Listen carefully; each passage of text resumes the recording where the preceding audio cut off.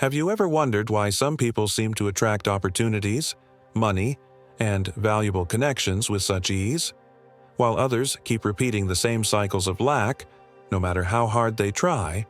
The truth is, wealth isn't only about what you do, it's about who you become. And that can feel uncomfortable at first, because we've been taught that effort, struggle, and sacrifice are the real generators of abundance. But is that really how it works? Bob Proctor once said something that always echoes in my mind. If you can see it in your mind, you can hold it in your hand. That isn't just a pretty quote. It's a reminder that every external reality is first shaped in the invisible, through thoughts, beliefs, and the way you see yourself in the world. The problem is, most people spend their entire lives running on a mental program they never chose. As children, we were taught to repeat patterns of fear. Money is dirty. Rich people are greedy. If I earn more, I'll lose friends or be criticized. Those phrases become hidden codes within us. And what happens? Life responds exactly to them. Have you noticed how, when you expect something to go wrong, it almost always does?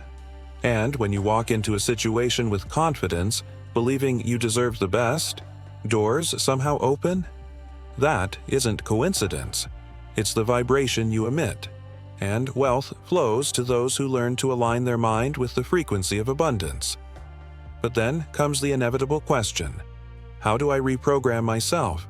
Because it's not enough to just repeat positive affirmations if, deep inside, your subconscious is sabotaging every step. Here's the key. Wealth is not just money. Money is only an outer manifestation.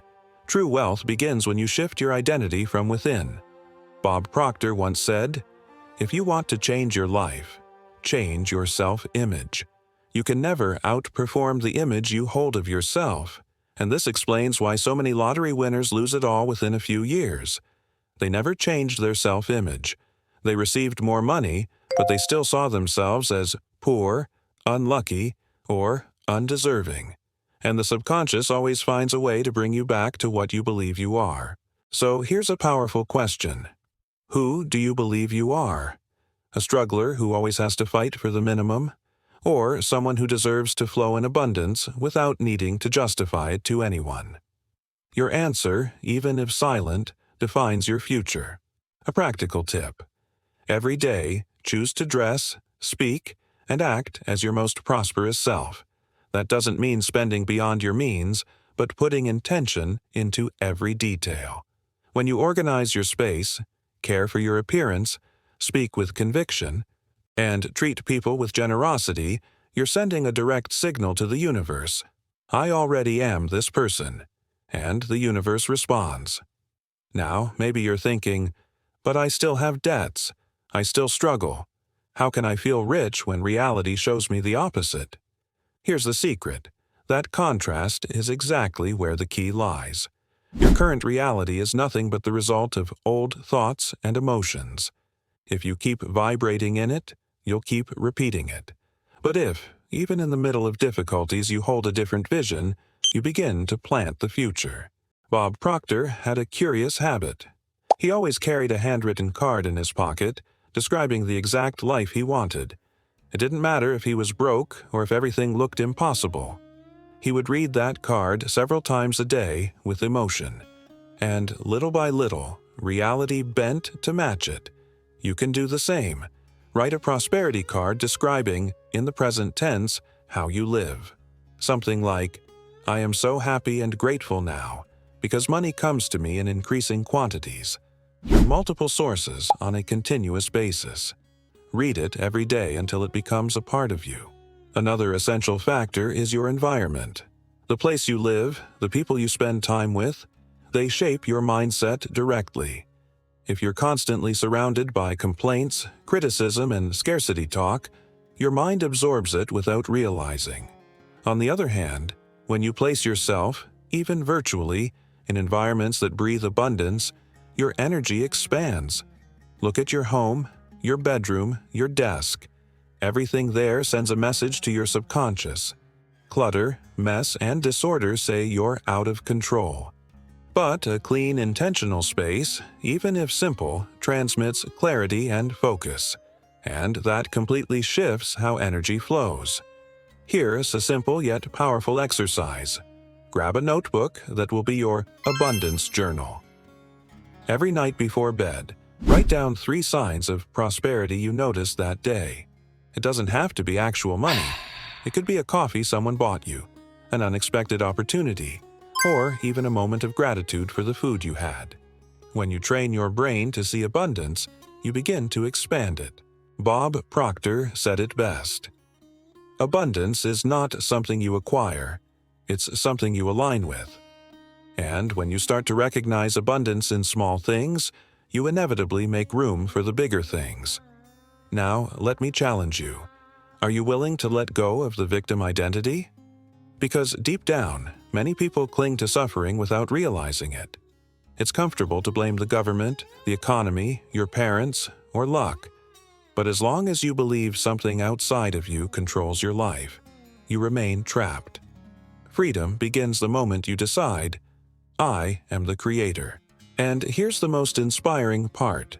When you shift your vibration, it's not only money that flows, your health improves, your relationships transform, your life force multiplies.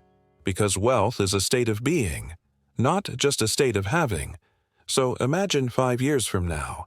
You look back and realize this was the moment you decided to change. This was the day you stopped repeating old patterns and began writing a new story. And when that happens, you won't just feel rich. You'll inspire others to do the same. And maybe that is the greatest wealth of all. Every morning, before you even check your phone, choose one powerful affirmation that resonates deeply with what you want to create. Not something generic like, I am rich, but a statement charged with emotion, something you truly want to live. For example, today, every idea that comes to me brings me closer to the prosperity I deserve. Repeat it not like someone reading from a paper, but as someone who already feels it happening. Emotion is the fuel that imprints the subconscious. Bob Proctor used to say, "You're already rich, you just don't know it yet." At first glance, that phrase may sound strange, but it carries a powerful secret. Wealth isn't something that comes from the outside. It is something you release from within. Think about it. How many times have you had a brilliant idea, but didn't act because of fear? How many times did an opportunity knock on your door, but you hesitated, thinking, "That's not for me. I can't handle it"? Those moments are like tiny cracks where abundance escapes. And the more you hesitate, the more life mirrors situations back to you that confirm that fear. It's a silent cycle of self-sabotage. So let me ask you, if your financial life stayed exactly the same for the next 5 years, would you be satisfied? If the answer is no, then it's already clear you need to break the cycle now. Here's the real turning point. The mind works in images. You don't think of money as a concept.